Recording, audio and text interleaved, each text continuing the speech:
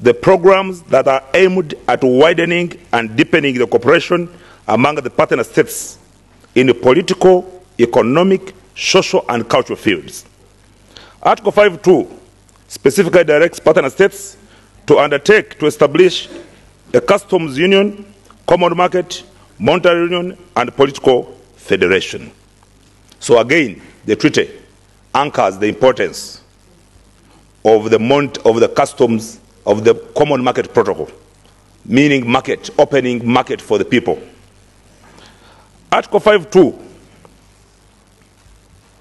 Article 7 of the treaty provides for the operational principles of the community, and it talks about being people-centered, meaning the community must be pro-people. Everything we do has to be people-centered. Particularly Article 7.1c, it talks about the establishment of an export-oriented economy for partner states in which there shall be free movement of goods, persons, labor, services, capital, etc. Therefore, in the fulfillment of the requirements of the treaty, the ESC came up with a common market protocol and the customs union protocol. This was meant to operationalize the principles and the provisions of the treaty. Article 7 of the Common Market Protocol provides for the free movement of people, persons, right of establishment, right of residence. Now, you cannot talk about right of residence without the right to earn. How can I come and I'm staying in a country when I'm not earning? Therefore, it presupposes that the person must earn. Therefore, he must work. It actually, in effect, says, if it talks about free movement of people, right of residence, it actually says people must stay there freely without any encumbrances. I've heard people arguing on the limitation clause under Article 7.5 of the treaty, of the protocol, which talks about that the free movement of persons shall be subject to limitations imposed by the host partner state on grounds of public policy, public security, or public health. That one is not absolute. It is actually qualified by Article 7.6, which says, a partner state imposing a limitation under paragraph 5 shall notify the other partner states accordingly. It actually removes the other one, because there is no country that has written officially to all the other partner states under this common market protocol that is imposing the limitations to movement of people because of security, public health, or public health or public policy. It is not there. In essence, what does this mean? It means that actually any country that is charging visa fees, that was asking for visas for people to travel, is in direct contravention of the Common Market Protocol and in contravention of the treaty. The subsidiary legislations of the regulations notwithstanding, because they do not defeat the substantive law. Right Honourable Speaker, it is from that background that I would want to be very clear and inform this House that the import of the Common Market Protocol is to facilitate major trade, but also promote the socio-cultural relations of the people-to-people relations. Promoting people-to-people relations, because that's what integration is all about. It's not about being here in the SC or being in offices. It is promoting people-to-people relations. And this means if we are putting anything that limits the people-to-people relations, then we are in actually direct contravention of the treaty. Without promoting free movement of people, our integration process will be slowed down completely. And I agree with my brother Honorable George Odong when he says that they're already fast-tracking the political confederation or political federation. How do you jump very fast to go to that when we are not even achieving at the bare minimum? Therefore, Right Honourable Speaker, I would want to propose an amendment to the motion of my brother, Right Honourable Kim Guy Ruot Diop, which is maybe Resolution D, that Eala, East African Legislative Assembly, urgently enacts laws to operationalize the provisions of the treaty and the Common Market Protocol, and for the partner states to be able to domesticate these laws for them to come into force. Because we must also appreciate the limitations we have. What the presidents are doing by saying remove visa, remove this, they are just working at a policy level. Because we have not come up with legislations, substantive laws, to be able to operationalize the provisions of the treaty and of the protocol so they can be domesticated into our partner states. It is on that background, Right Honourable Speaker, that I make that amendment. I propose that amendment so that we can be able to, in a very fast way, come up with legislation, substantive legislations, to be able to operationalize the provisions of the treaty regarding the Common Market Protocol, but also encourage our countries to domesticate the same. I thank you, and I support the motion 100%. Thank you, Honourable Namara. And you will put your proposed amendment in writing? Yes. Yes. Who was next? Honourable Mariam.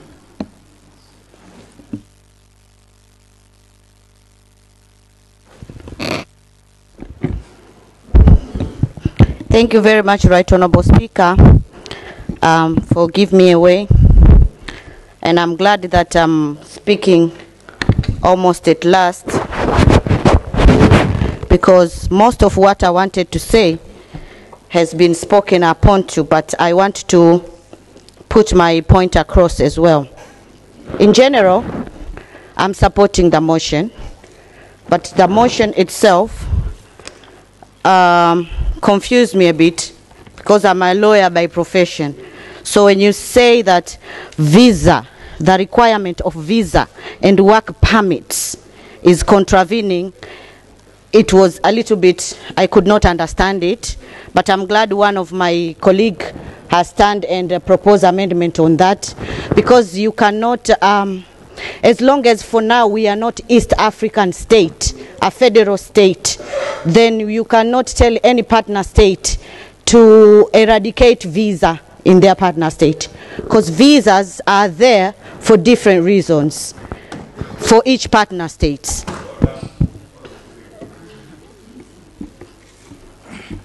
Thank you, Honourable Speaker. Honourable Namara. Is it in order for the Honourable Member, my dear sister Honourable Mariam, to misdirect this Honourable House by insinuating that we do not have laws that talk about removing visas or not asking for visas, when actually in actual sense, the Common Market Protocol, Article 7(1)(a) is explicit that there will be no visas. I thank you.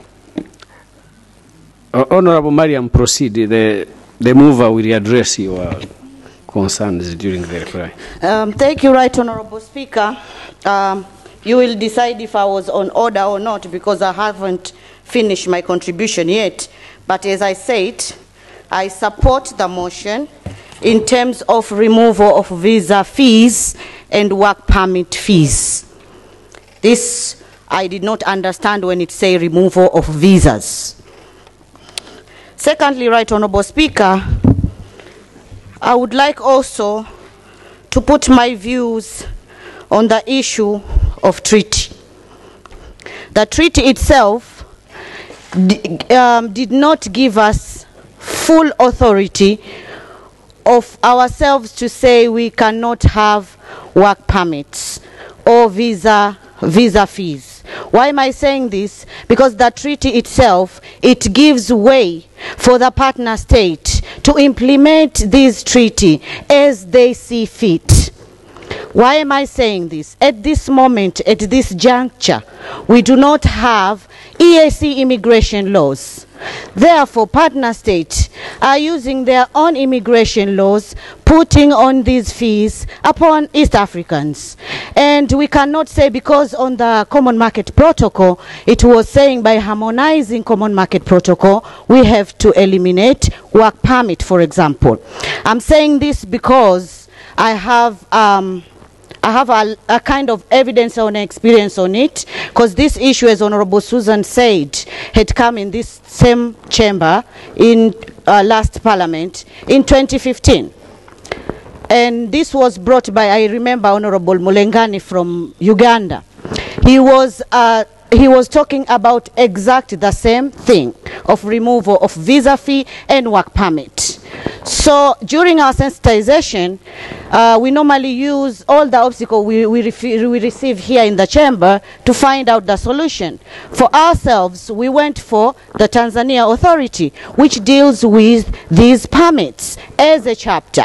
And we actually came back to this chamber and reported. And therefore, this was the main reason on why the fees reduced from 2,000 to what it is right now. What I'm trying to say is, as a member of parliament, we are custodian of our laws, but we need to find a solution when issues like this come up. It is now, I'm supporting what my share, or what Honorable Aden has said, that it is time we make laws to make sure that common market protocol on free movement of person is implemented properly the way we want as East Africans. I'm saying this because we are still bound with the immigration law of all the partner states. We can't evade that. But also when we went to the Immigration Authority, they challenged us. Okay, because we are there as Eala, we were not there as Tanzanians. We were there as Eala with the interest of Eala, and we were working for Eala. So we challenged them. These laws that you have is contravening with the common market protocol, especially on free movement of workers and free movement of persons. They challenge us back and telling us that, okay, you have a protocol, but does this protocol gives a way out on how to harmonize this common market protocol? And they gave us example. By then in 2016, there was only one partner state that has not work permit fees, at zero. Other partner state is even visa fees. So now when we come here, we need to appreciate also the history of what had happened before. At that time, we were 5 partner states. I appreciate Honorable Kim. He's from the partner state South Sudan, that he was not a part of it. But as history says, by then, there were only one partner state, which I don't bother to mention, that has 0 visa fees, that has 0 work permit. So the authority was challenging us. Okay, you are telling us we were as Tanzania, as United Republic of Tanzania, we were against common market protocol. But then your own protocol that you want us to follow does not give requirements or give a clearly guidance on how do you want us to harmonize. Because if you put it as 0%, then all of the partner state, we can follow that threshold. But at the moment, so country is charging so, this country is charging so, and all those countries they mentioned was EAC partner states. So what we were arguing to them then, it was apparent that Tanzania had the highest. And then we were arguing with them, because you have the highest, then at least what you can do is reducing it. And that is what they did. So by then, it wasn't that all partner state has 0. All partner states are changing. And I keep saying here in this chamber all the time, we have the spirit of moving forward as EAC partner state, but we tend, and we should not deny this, all of the partner states tend to do this.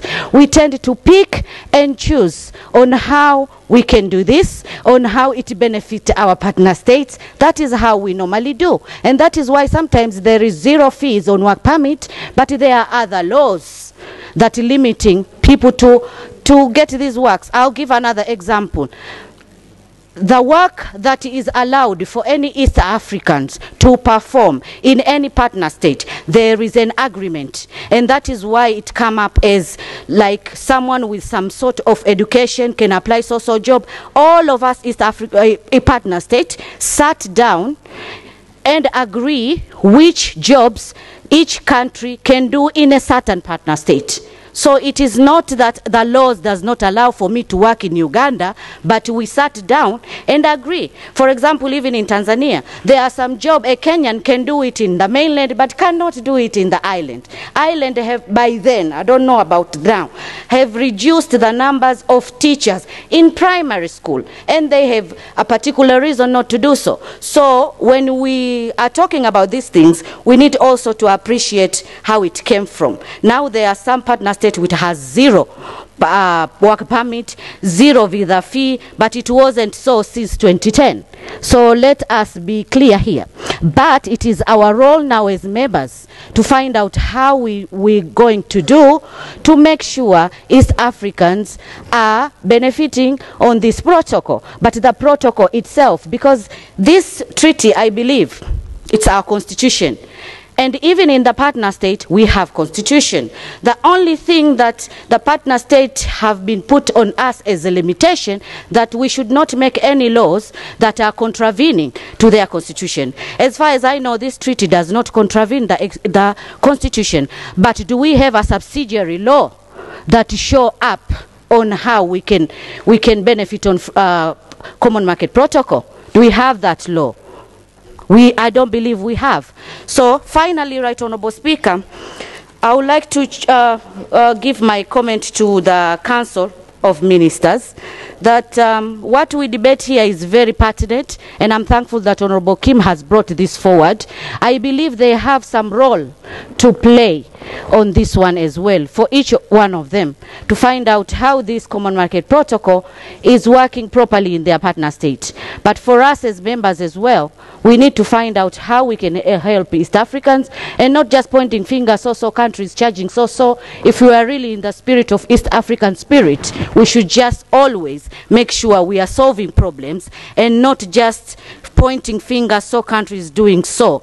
And then when we want to raise to give information, someone will say we are in like talking by the on behalf of the government. Lastly, Right Honorable Speaker, as we are now, we took an oath, but we don't have a country called East Africans. So sometimes when like wrong statistics are given, as any member from any partner state, I think has the right to give proper statistic, could give proper information, because I believe I will know my country more than other member, maybe from South Sudan or from Kenya. So we yet to have a East African Federation. Once we have that, then we can proudly say we are East Africans. But now what we want to do is to eradicate borders, our mind borders, and benefit in East Africa. So it's our duty to do so. The law is really needed to make sure the common market protocol give proper rights for citizen. I'll give one example. I stayed in England for 10 years. Sorry, let's try and be brief. Yes, I'm winding up with just this final example. I live in England for 10 years. I wasn't a British citizen, I was just a student. But through European Union, any person who from France, from wherever, can come to whichever partner state and work freely and have housing and all that, but there must be some laws and regulation to do so. So we cannot just say the common market is not working while we have no law regulation to do so. I thank you, Right Honorable Speaker, and I support the motion. Thank you very much, Honorable Mariam. I think I had appointed in the order before. Dr. Magembe? Yes. Brief again.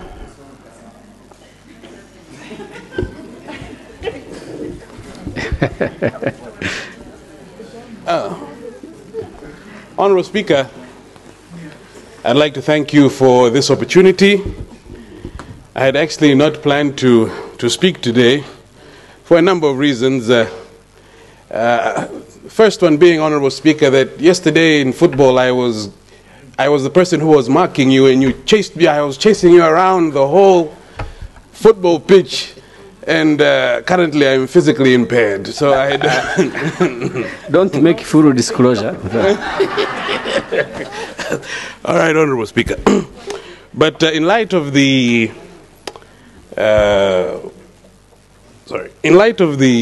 contributions that were made here on the floor, I thought I should lend my voice to this important motion. Firstly, I'd like to congratulate the Honorable Kim Guy for this very, very important motion. This is actually the work that we were elected to come here and do. So, congratulations on that front. Before I go into the if I delve into the substance of the motion with respect to my contribution, I would like to address something that was said by the Honorable Aden Noor. Honorable Speaker, I had wanted to rise on a point of order when he was speaking about the traffic fines, but again, as I said, I was physically impaired. By the time I stood up, he had already finished speaking, so I didn't really get a chance. But no matter, I have a chance here to set the record straight. Honorable Aden Noor, with respect and compassion, I don't think that it is pertinent to speak about the security situation of a particular partner state with respect to how they deploy their police force. This issue of traffic, if you've been following the Tanzanian news, we have been losing a lot of lives on the road with respect to buses, and this is actually one of the reasons why, if you've been following again recently, even one of our recent Home Affairs ministers was replaced because of the traffic accidents in the Mbeya region. So the reason why we have our traffic officers on the road in frequent intervals and we have speed traps and so forth is so that our people, so that we save your life and the life of all the East Africans who are passing on the road. So with respect, you will bear with the, I know it is an inconvenience, but you will bear with us as we try to reduce the incident of traffic accidents. Thank you. Right, let me get to the issue of the visas and the work permits. As it was very eloquently whispered in my ear here by the Honorable Dr. Guy Deng, she said, if we don't address this issue at the level that we are at the right level, this issue will remain on the Hansard. We will talk about it, but nothing will be done. Now, in my opinion, the correct level is actually at school, when we have our young East Africans at school. As I explained in the Committee of Regional Affairs, when I was growing up, every morning when I went to school, my father would take me to school, and every morning we would sing, Chama chetu chama pinduzi chajenga nchi, Chama chetu. Every morning, before going to bed, national anthem. And right now, I am, you can cut me, I am green, and I am a party man. So what we need to do for our young East Africans is, I'm not saying that I have lost faith in us, that we cannot make a change at this age. But I'm saying in order to shorten the learning curve, because as Honorable Kasamba very eloquently put it, and Honorable George Odongo eloquently put it again, the issue is trust. The issue is trust, and us old folks, we are set in our ways. We need to sensitize the youth at school, teach them about their East Africanness, explain to them that these are your brothers and sisters, and I think that if we go in that direction, it will shorten the learning curve, or it will help with faster development when these young East Africans are now in our position, or when they are presidents and members of council and so forth, our development will go faster. Now, in the interest of saving some time, Honorable Speaker, I would like to go straight to the amendment that I'm proposing. Firstly, I am supporting the motion, and I will vote positively. It's a very good motion, and as Honorable George Odongo said, if you do nothing else during this term, you deserve to be re-elected, my brother, Honorable Kim Guy. But I was looking at Resolution C, and I thought that it would be better, because we have to be realistic in the sense that we all know that the issue of work permits and so forth, the partner states, of course, are trying to protect the jobs of their citizens. So every issue needs to be discussed and agreed upon. I think that we can, right here, the Republic of Burundi, the Republic of South Sudan, and the United Republic of Tanzania, and the Republic of Uganda should harmonize their fees along with the other partner states. I think that will go better with the regulations that were previously highlighted by the Honorable Dr. Makame. But just to say, to waive, I think is too broad, and it doesn't add the focus that we need with respect to this resolution. And so that is how I would help to improve the resolution. That aside, congratulations again, and very good motion. Thank you very much, Mr. Speaker. Much appreciated. Thank you, and remember to put your proposal in writing. Dr. Warder. Thank you very much, Right Honorable Speaker, for giving me the opportunity. I would like to thank my brother, Honorable Kim, for this important motion, which came timely, because we shouldn't allow the East African to suffer in an East African partner state. There is a challenge which was given to us by one of our honorable colleagues here as South Sudanese and as South Sudan government, that there's no commitment towards this integration.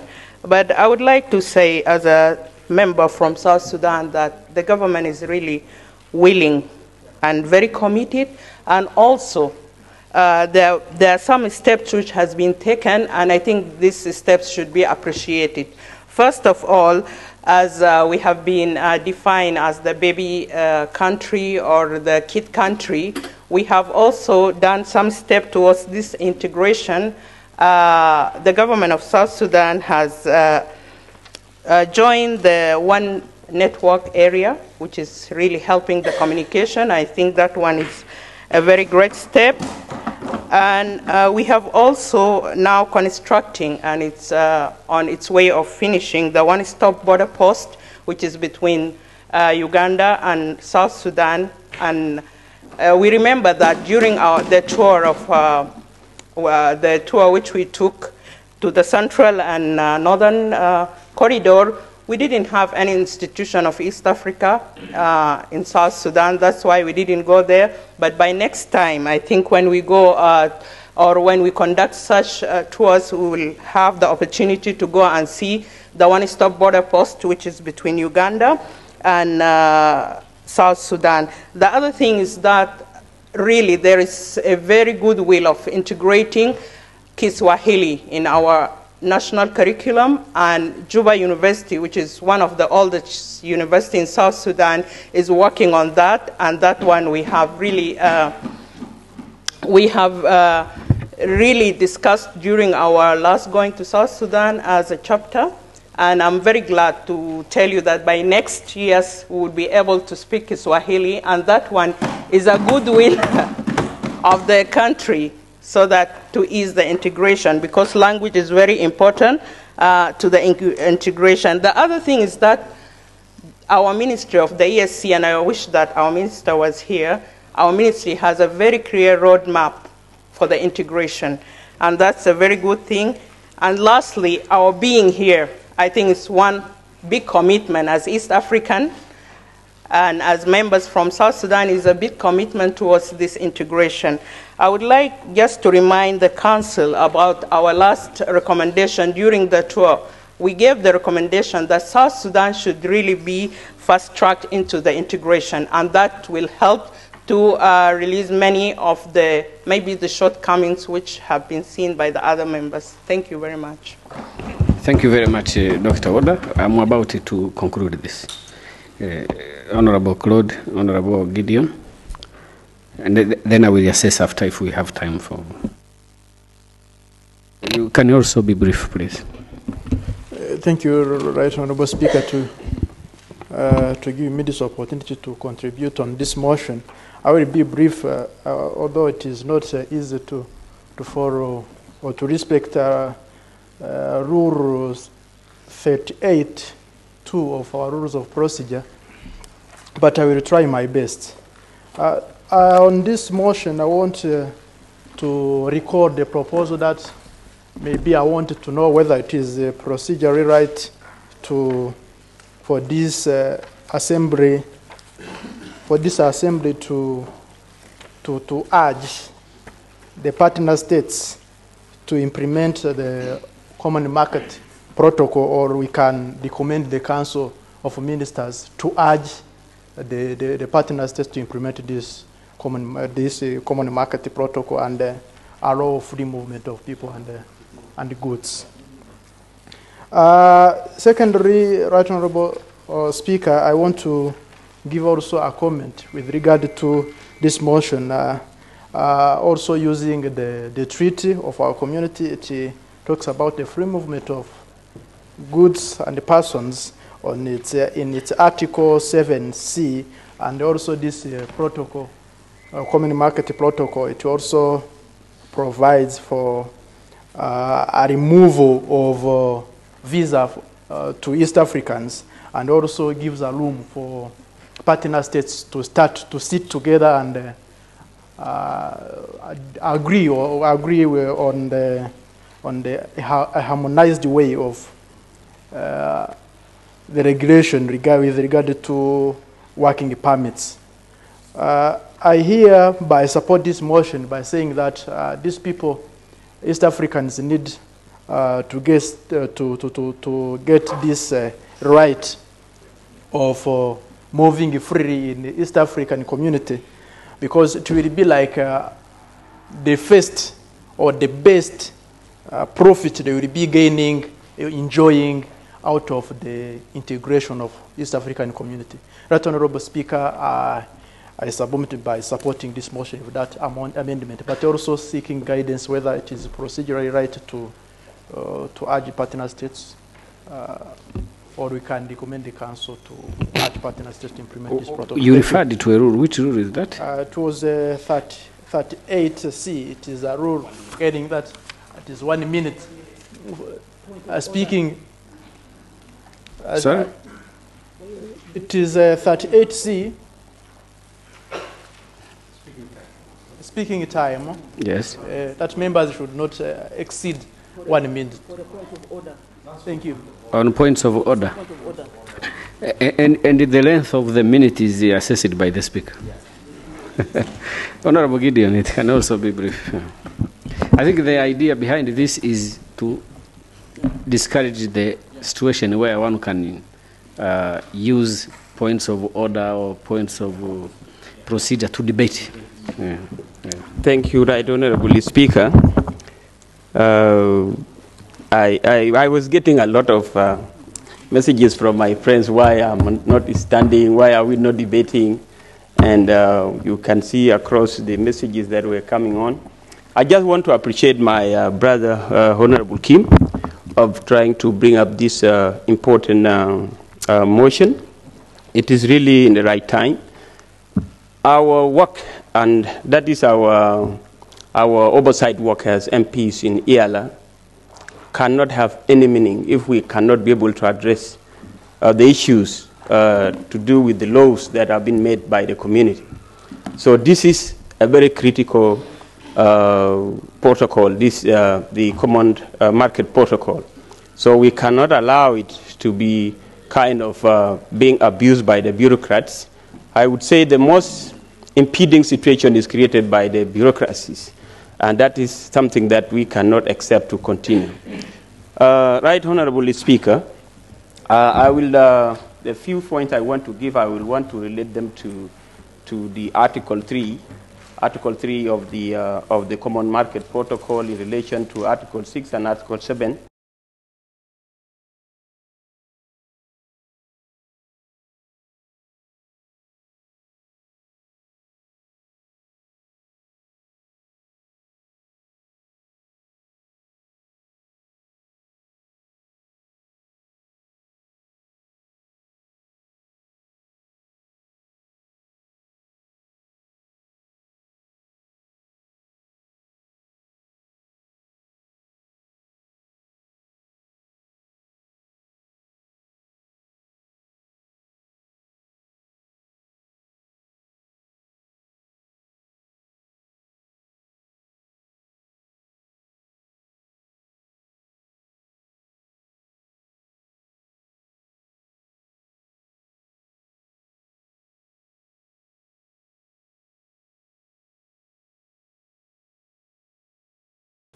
of the integration seriously, and I do business across our communities somehow. So I can give an example of Kenya, 2 examples. One today, my daughter, she's in the University of Nairobi. They were called for a meeting yesterday. They were told, you, the foreign students, have to pay 25% fees. They are foreign students. That's a total discrimination. Again, of the same, if you read this Regulation 6, the provision for the visa, for the student pass, the provision of the student pass is here regulated. But when you go to Kenya, there is something that has been introduced, and it is really impeding the process of these students to get their passes. They are saying, for you to qualify to have a student pass, you must produce a certificate of good conduct from your own country, not even from your embassy. From your own country. You have to go to your country, and then you come with it. I tried, when I consulted with the embassy of South Sudan, they said they were really totally denied to do it from the embassy. Children must go back. I told them my daughter was born in Nairobi, and she's in the school in Nairobi. So now, if she was a criminal, or if she has anything to record, she should do it in Kenya. She could not do it in South Sudan, because that's where she grew up until she reached the university. So that is another thing that needs to be addressed. I know our brother, Honorable Abdi Kadir, has taken up a challenge to follow up with this, but these are a few things you need to also know very well.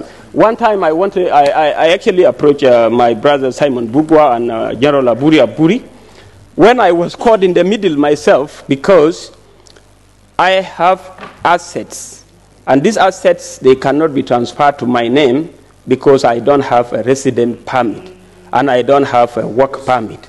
And I have failed up to now. I did not get none of this. And I have tried to the highest level, and it was very difficult. Imagine. So if it could be difficult for us, the MPs who are trying to promote this integration, what about the ordinary East African? There is something that is called e-citizen that has been introduced. Whether you buy a vehicle, you buy a what, you must have a national ID card or a resident permit for you to own that vehicle. Otherwise, you can never own it, because the system cannot accept you. So those are issues we need really to address. For the things that have been mentioned about South Sudan in the motion, they are clearly true that South Sudan needs to do something.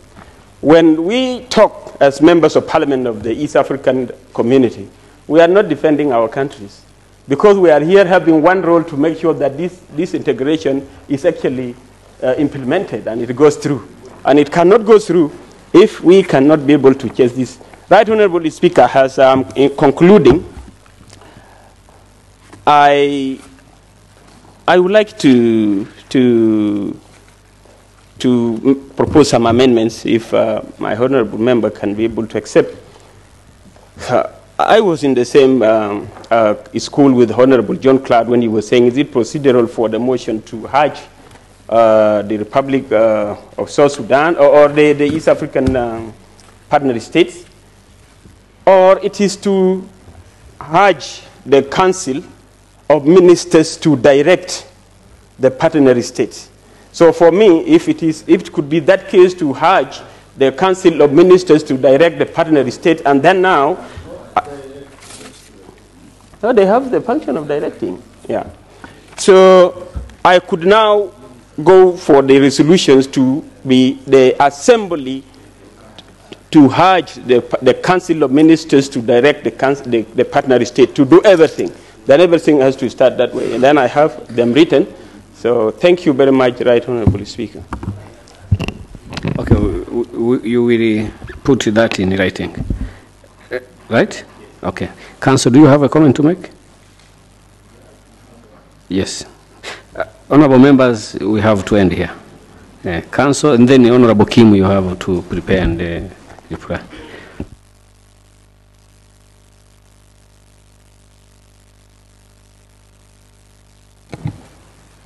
Mr. Chairman, thank you very much. First, I want to thank our brother Honorable Jim, who was able to bring this motion. I think it has spoken on many things that are supposed to be implemented within the Common Markets Protocol. And Mr. Speaker, the Council work of policy. And there's a big relationship between the Council and the Assembly, which also plays the oversight. But in the implementation of these protocols, we both play one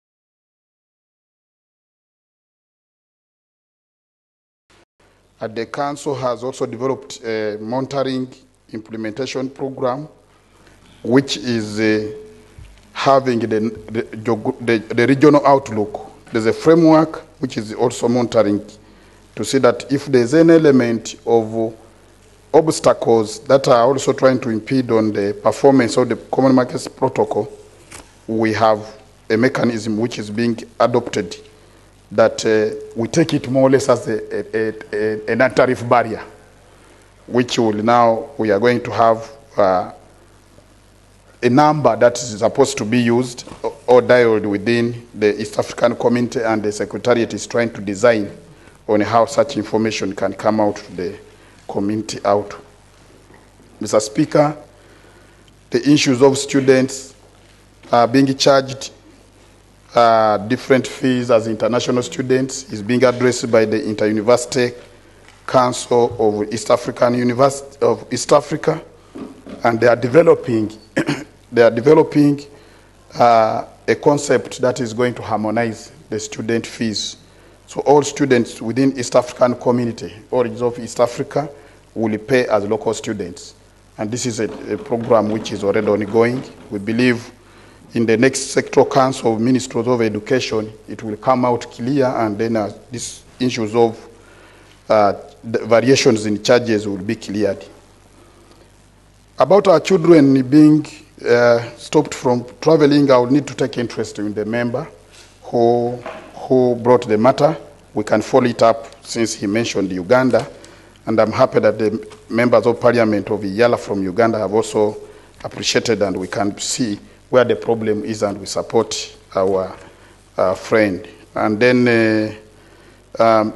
Mr. Speaker, we just want to say that as a council, we come here to support. That's why we sit here to support on, and also take note on all the resolutions that Eala and the Assembly comes up with, so that we can also get back to our sectoral councils and bring them to the attention of the technical people. So we just need to appreciate that the resolutions that come out of this House will officially be submitted through the relevant channels, and it gets to the Council officially, and then we see how we can begin addressing each item and sector by sector. Thank you very much, Right Honorable. Thank you very much, Honorable Minister. Honorable Kim, I suggest that you just indicate which proposed amendments you accept and which ones you don't accept, without having to give lengthy explanations. Okay, thank you, Honorable Speaker, and thank you, honorable members. I think now you pose me to not talk. The first, I think majority of this proposal are accepted because they are very important and they are very relevant to these motions.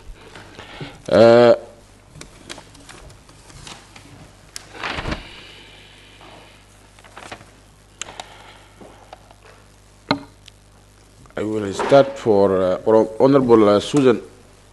For Honorable Susan's, which will be D. She proposed that the Assembly to have a Council of Ministers to amend the Common Market Protocol and it is annexed to address the gap and issues of discrimination of the East African when it comes to issue of employment, free movement of people, service, and capital of applications within the EAC or within the East African community. This one should be D. I accept it.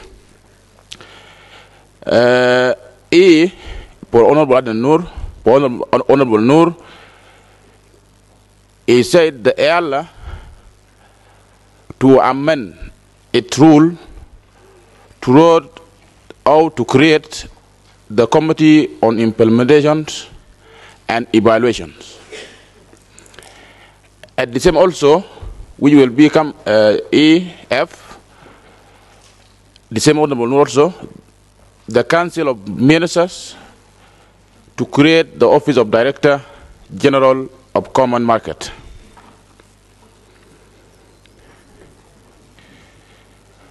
For Honorable Fiera, it proposed that to urge ASC partner state to adopt, apply, and implement, evaluate to facilitate the free movement of personnel and labor within the community.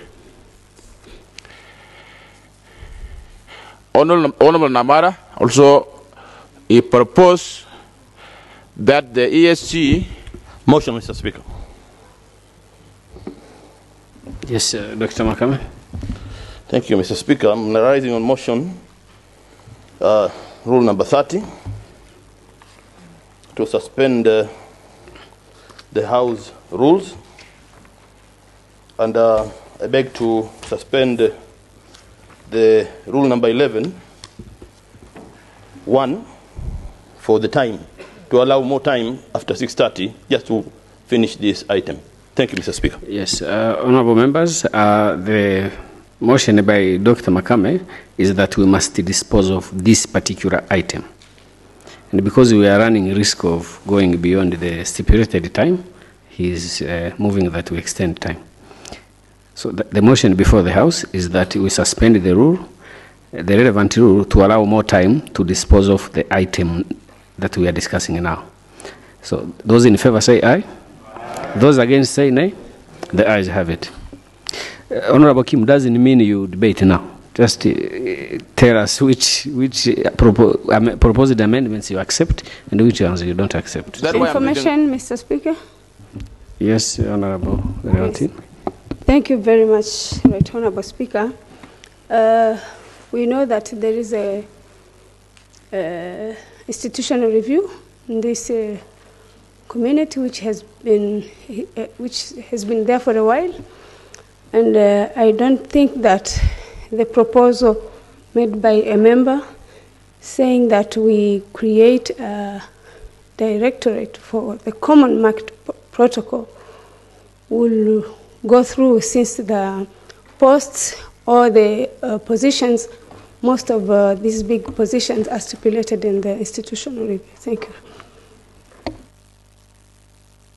Thank you, Honorable Leontine, because everything here is about urging.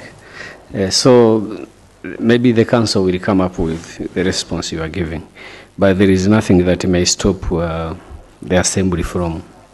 Yes, Honorable Minister.